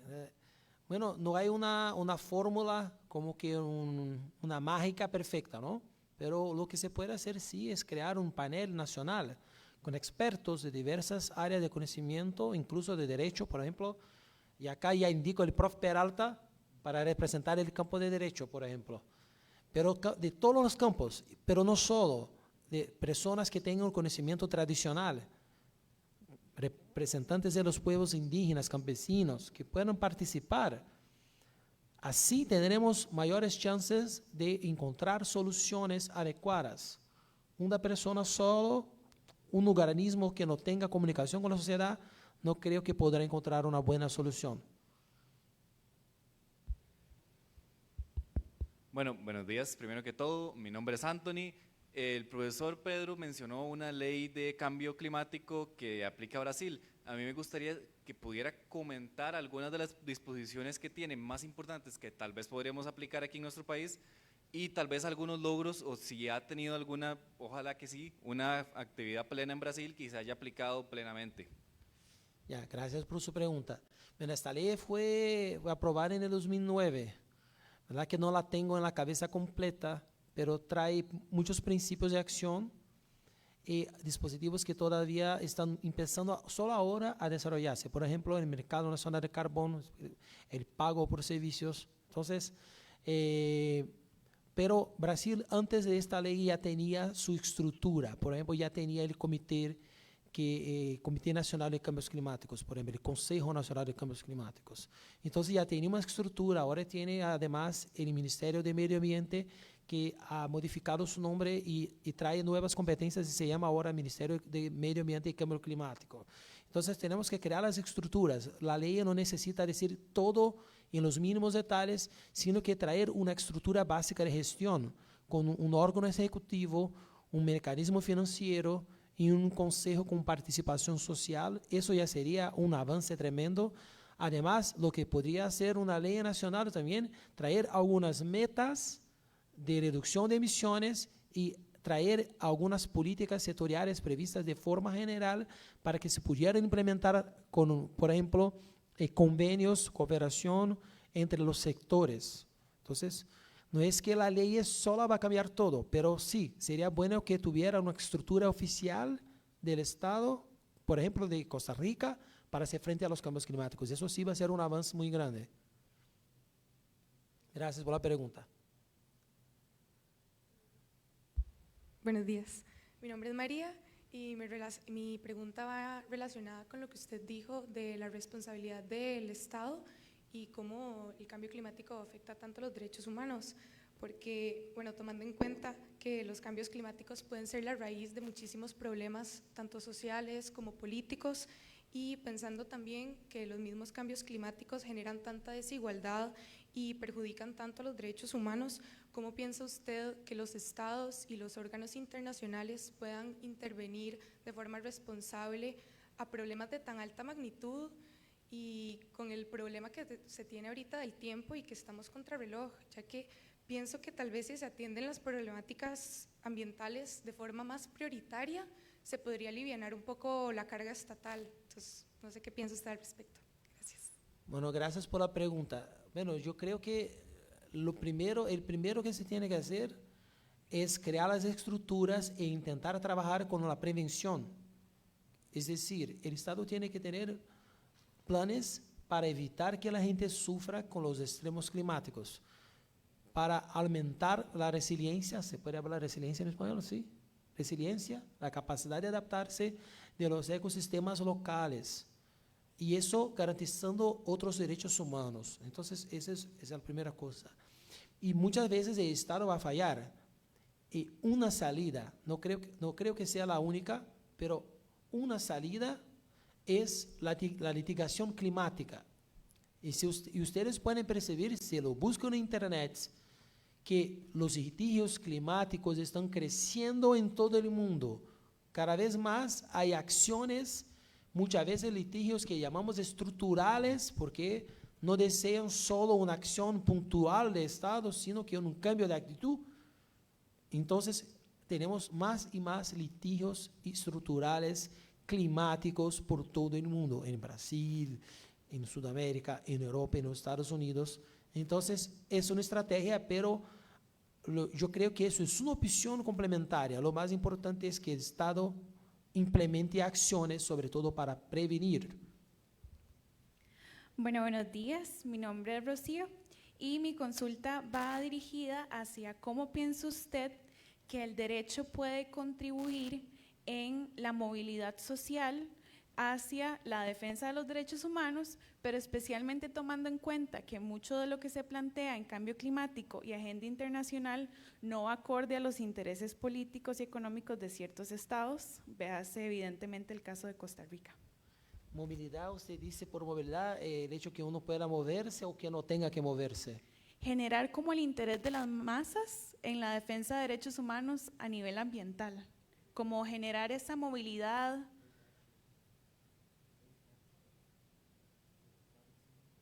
De engajar. ¿Es eso? El derecho a ayudar a la gente a tomar acciones. Ajá, en pro del cambio bueno, climático. ¿verdad que la gente tiene que ayudar a sí misma a tomar acciones y abrazar el derecho? El derecho, como bien dijo el profesor Peralta, gracias por su pregunta, el derecho no va a actuar como una entidad sobrenatural. El derecho necesita que nosotros nos movilicemos y utilicemos el derecho. Para eso tenemos que estar conscientes de nuestro rol, de nuestro papel. Entonces, es una cuestión que para mí, bueno, es como la cuestión de lo que viene primero, si viene primero el huevo o la gallina, ¿no? En Brasil hacemos mucho esa pregunta, retórica, no filosófica, ¿eh? ¿Qué viene lo primero, el huevo o la gallina? Bueno, cada uno tiene su opinión. A mi manera de ver, me parece que antes de todo es una cuestión, Rocío, ¿no?, que he hecho la pregunta, es una cuestión de ciudadanía. Y por eso tenemos que llevar el derecho ambiental y el derecho climático junto con los demás derechos humanos. Por eso ustedes son importantes. Yo no estoy acá hablando estas horas solo porque me gusta hablar de derecho ambiental. Necesitamos, yo, el prof. Peralta, Costa Rica, el mundo, necesita de ustedes, de verdad. Porque ustedes tendrán la tarea de crear las soluciones, de crear el derecho que viene por ahí. Reproducir lo que ya está no va a bastar.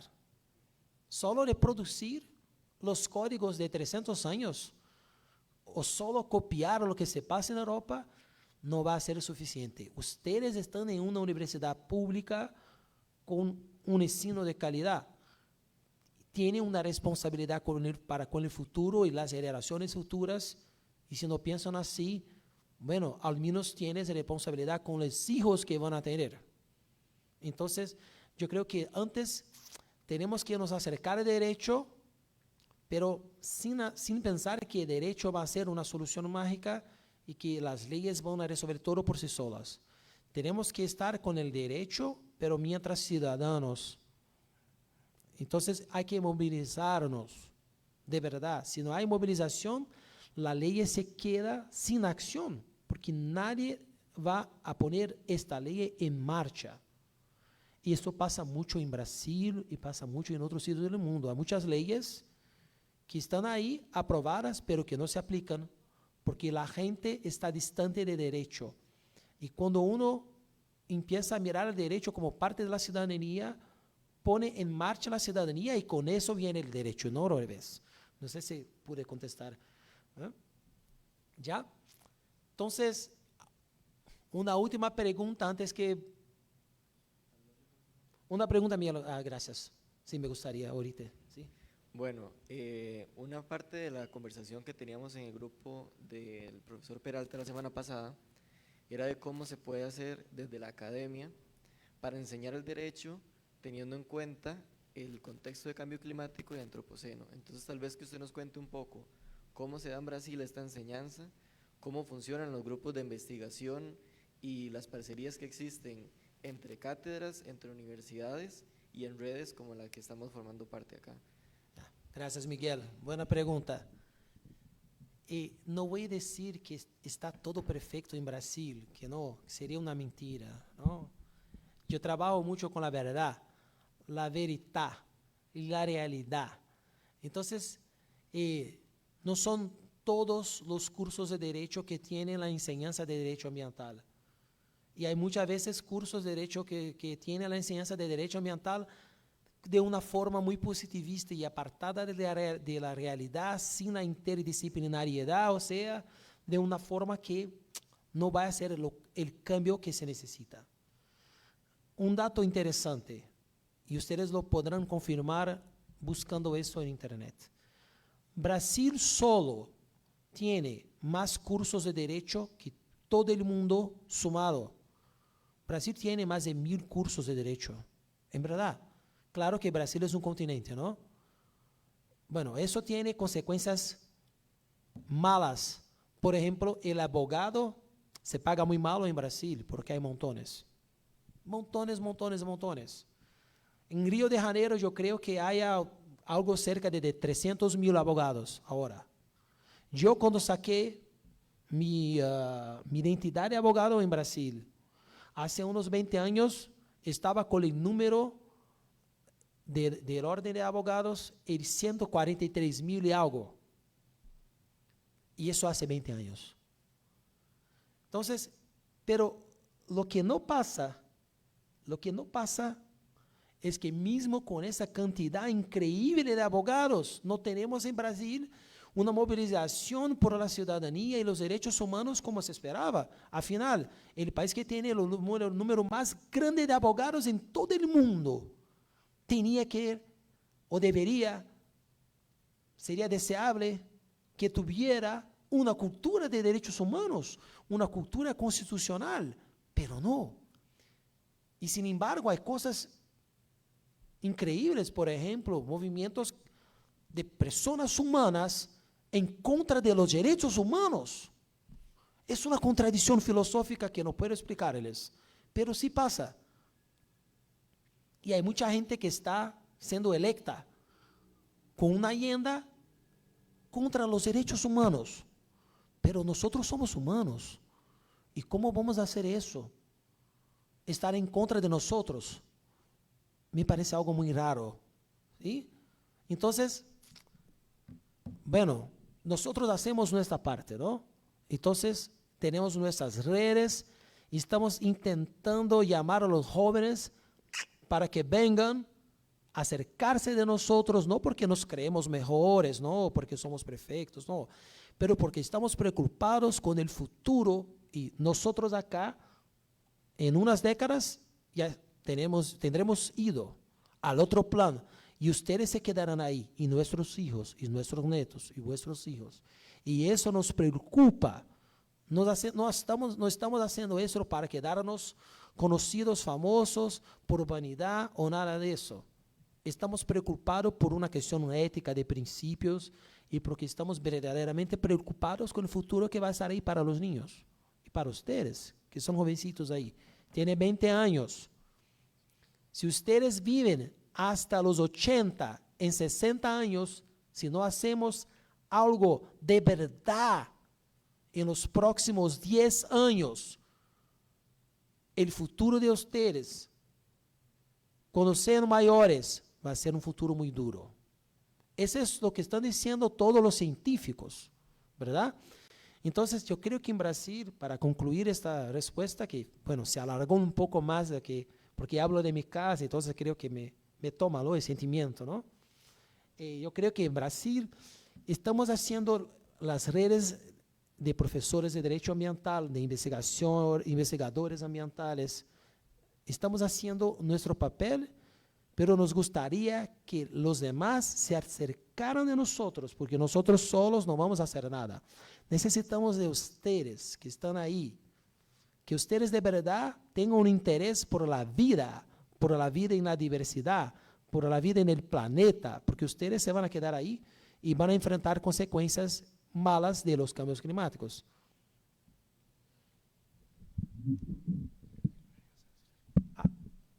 Venga, por favor. Le doy el micrófono, dale el micrófono.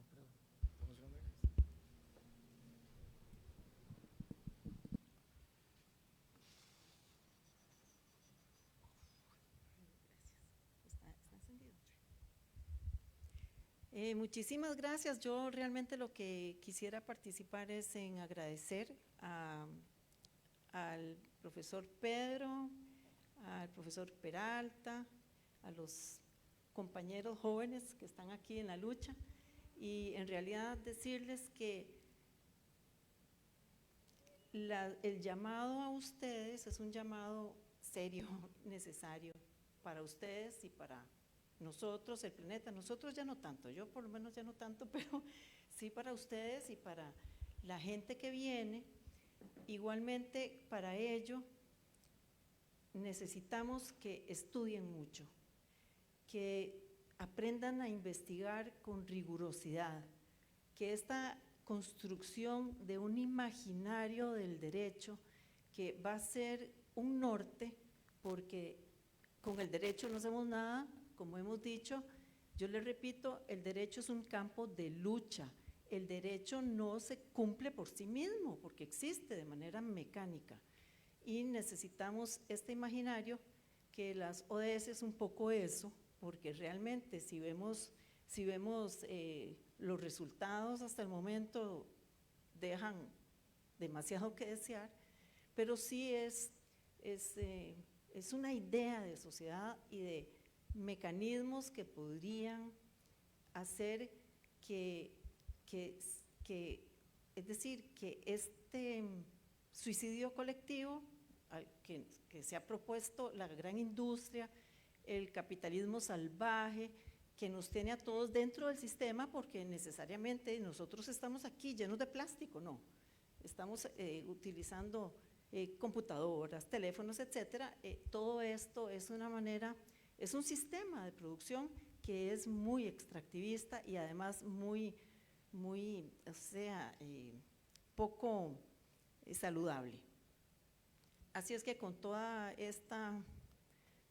estas reflexiones que ustedes tienen que ir desarrollando para darnos buenas ideas, buenos remedios, necesitamos que además nos saltemos de las opiniones para poder argumentar mediante los datos y la información que con la investigación podamos nosotros obtener, y dejarse, por supuesto, llevar por una buena imaginación, pero tiene que estar igualmente organizada de acuerdo con los elementos que van obteniendo en la investigación. Así es que, como ustedes ven, ya tienen bastante información que hoy han podido obtener. Igualmente los han instado a participar, y yo igual que el profesor Peralta, les diría que tenemos que defender el financiamiento de la universidad, porque es el único espacio en realidad serio y con mucho contenido que las universidades públicas realizan para lograr de alguna manera crear un conocimiento, construir este imaginario, porque en otros lugares esto no existe. No es posible hacerlo porque únicamente están viendo a ver de qué manera argumentan para decir que las reservas biológicas pueden ser explotadas y sacar las maderas, etcétera, lo que únicamente corresponde a otra vía de desarrollo, ¿verdad? Entonces, por eso somos todos importantes, ustedes más que muchos, porque están acá y son muy jóvenes y están, de alguna manera destinados a tomar ¿verdad?, la bandera. Gracias. Y muchas gracias a ustedes por esta actividad. Muchas gracias a usted, profesora Ana Lorena, por su intervención. Estamos creo todos de acuerdo. Bueno, lo que más quería hoy yo creo que pasó, porque en verdad tenía más contenido, más slides para ustedes, pero yo voy a intentar hacer unas conclusiones, ¿sí?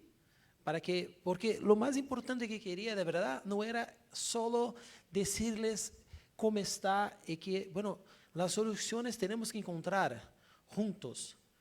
Hablar, por ejemplo, de las posibilidades de la certificación, que es certificación de talla de madera, por ejemplo, una opción. Hablar de los ODS, cómo conjugar, cómo tener en cuenta los ODS, que tiene cada uno sus metas específicas, ¿no? Pero ahora tengo que apurarme porque el tiempo está ahí y todo eso está en línea y puedo compartir los datos con ustedes, ¿sí? Puedo compartir. Entonces, si hay alguna duda, tenemos las metas específicas para los ODS y tenemos un reporte CEPAL que después ustedes podrían mirar en la internet de 2019 con datos sobre los retos que nos afectan a nosotros, Sudamérica, Centroamérica y Caribe. Tenemos que mirar hacia nosotros primero. Nada en contra de mirar a lo que pasa en Europa, en Estados Unidos, pero tenemos que mirar en el espejo y mirar a nuestra realidad. Entonces, hay muchos retos por delante. Hay retos que dicen respecto con el ODS del clima, hay retos que dicen respecto con el ODS de los bosques, que son importantes para garantizar muchos derechos humanos, la alimentación, por ejemplo, rehabilitar tierras, rehabilitar suelos que están degradados, hacer una reforestación. Tenemos muchas metas, muchos objetivos hacia el 2030. Todo eso está en línea. Tenemos que trabajar con la gestión florestal sostenible, con incentivos adecuados, con la conservación y con la reforestación en todos los sitios. Por ejemplo, datos de la CEPAL dicen que Brasil tiene como que la mitad de las áreas protegidas. Pero Brasil es grandísimo. Eso no significa decir que acá no sea importante tener áreas protegidas, bien cuidadas, accesibles a la población, con rutas que se puedan de verdad llegar en alto, porque tuvimos muchas dificultades ayer, ¿es verdad? Pero lo logramos, pero podría haber más gente y más presupuestos financieros al medio ambiente, claro, porque los parques garantizan servicios ambientales que dicen respecto con la calidad del aire, la calidad del agua que vamos a tomar. Todo eso tiene que ver con las áreas verdes, con las áreas protegidas. Incluso hay que crear más en sitios urbanos, en zonas urbanas, áreas con verdes como está acá la universidad, que pudiera haber más. Como hay algunas plazas en el centro de la ciudad que conocí que son muy bonitas, más espacios verdes garantizan la calidad del aire en las zonas urbanas. Entonces estoy pasando los slides muy rapidito para que podamos cerrar en el tiempo que nos queda, ¿sí? Entonces, los bosques, según CEPAL, tiene relación en Sudamérica, en el Caribe, en Centroamérica, con la seguridad alimentaria, la seguridad hídrica, la seguridad energética, muchos servicios ambientales, la polinización, el clima, la calidad del aire. Los expertos ya están de acuerdo con todo eso. Entonces tenemos que, ¿verdad?, intentar poner eso en práctica y luchar y nos movilizar para que no se acaben con los bosques, para que no se disminuyan las áreas protegidas, sino que al revés. Es una ilusión decir que si creamos más bosques, tenemos menos desarrollo. Es una ilusión. Hay modelos y modelos posibles de desarrollo sostenible. No hay solo un modelo que generalmente es un modelo salvaje. No hay solo un modelo. Hay otros modelos posibles y tenemos que estar involucrados en la creación de esos modelos. Por eso ustedes que son más jóvenes tienen que involucrarse con todo eso. Entonces, llegué a mis conclusiones. ¿Sí? Eso no exige una mirada holística y interdisciplinaria. No exige articular a los ODS, tener en cuenta los derechos humanos, la importancia de la movilización ciudadana con el derecho para garantizar el cambio climático con justicia climática, el derecho al medio ambiente con justicia ambiental, los parques accesibles a ustedes, a todos los ciudadanos de Costa Rica, no solo a los turistas, no solo a quienes tienen auto, porque garantizar el derecho a tener el medio ambiente sano, a tener una posibilidad de compartir un espacio verde, es un derecho, no es un favor, un derecho que ustedes y nosotros, todos tenemos. Y los bosques son fundamentales. Por eso decir que, no, el bosque como el bosque no da plata, entonces quitemos el bosque para crear algo más. Ya tenemos tierras que están degradadas, que podemos utilizar, incluso unas que podemos recuperar. Entonces, estaba en este parque con ustedes ayer y ustedes se acuerdan que cuando llegamos había como una placa con unos seres. ¿Qué decía la placa? Es un mensaje que se atribuye a un indio americano. Decía que después que se acabe con el aire, el agua, el suelo y todo, la gente se va a dar cuenta que no puede comer, tomar y respirar a la plata. Ese es un mensaje de verdad, que la plata es importante, sí, pero no es todo y tenemos que garantizar el derecho humano al medio ambiente sano, al clima junto con los demás. No basta ter plata. La plata no va a sustituir la vida. Eso creo que es un mensaje final para ustedes.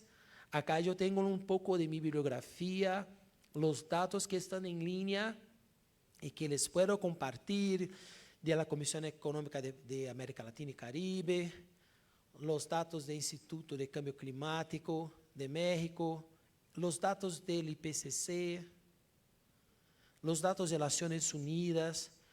Vean ustedes que yo traje muchos datos y muchas informaciones para que pudiéramos debatir el derecho, pero no estábamos, ¿cómo se dice? ¿Presos? No, ¿presos? No estábamos presos en una caja del positivismo de la ley. Estamos debatiendo el derecho con todo el conocimiento que necesitamos de manera holística para que, claro, haya ley, pero que vayamos más allá de la ley para que podamos cambiar la realidad y garantizar el futuro sostenible para todos nosotros. Entonces, me gustaría decirles muchas gracias y que podamos seguir con esta cooperación que es tan importante. Eso me quedo acá. Muchas gracias. Obrigado.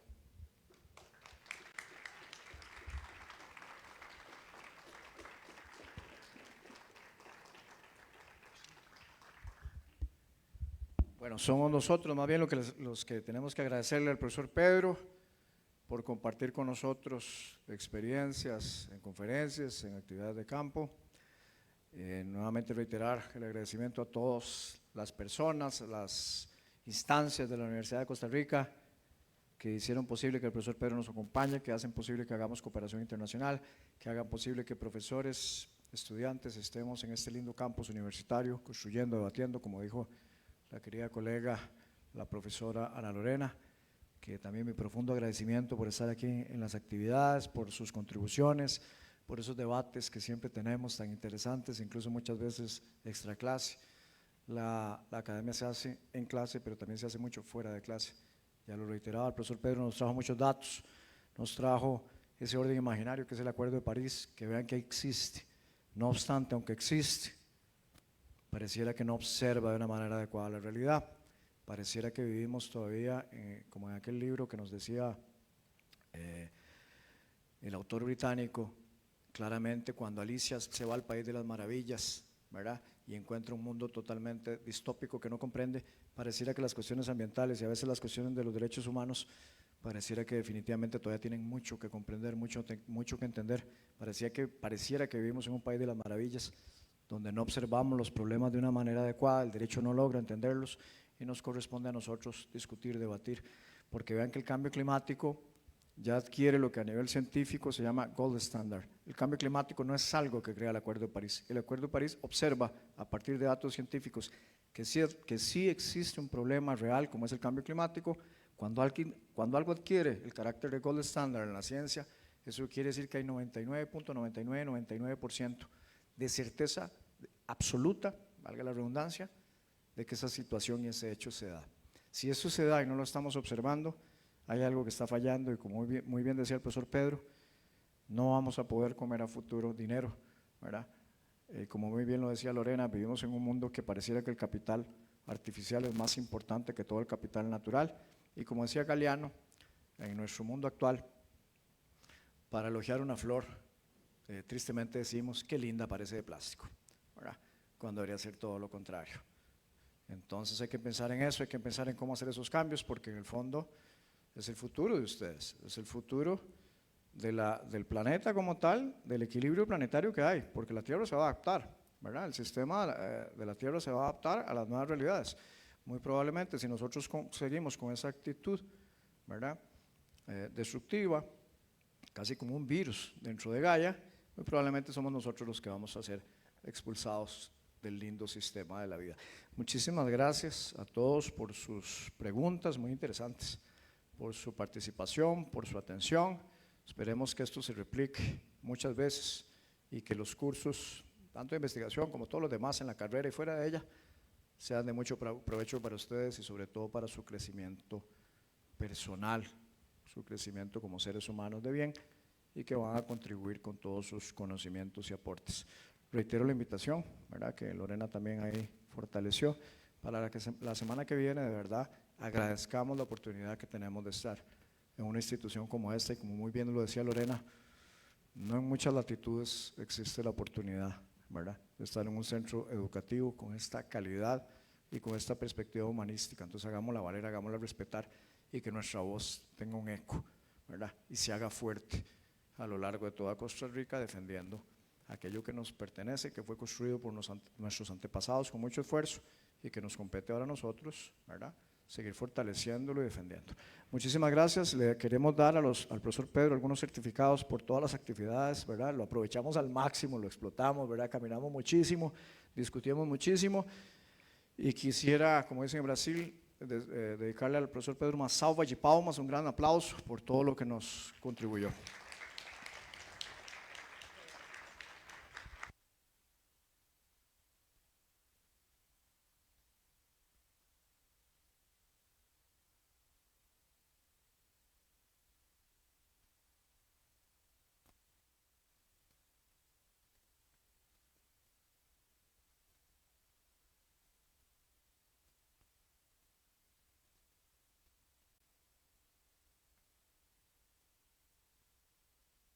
Un último agradecimiento, no puedo dejar de agradecerles. Vean que hay algo importante en todo esto. Marisol y Miguel son estudiantes, y Marisol y Miguel están construyendo también conocimiento.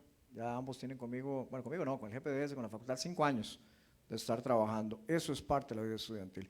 Yo quisiera, ¿verdad?, de corazón agradecerles profundamente todo el esfuerzo que han hecho ellos, no solo en la visita al profesor Pedro, sino todo el esfuerzo previo que han hecho para que el profesor Pedro esté aquí con nosotros. Yo no podría haberlo hecho solo.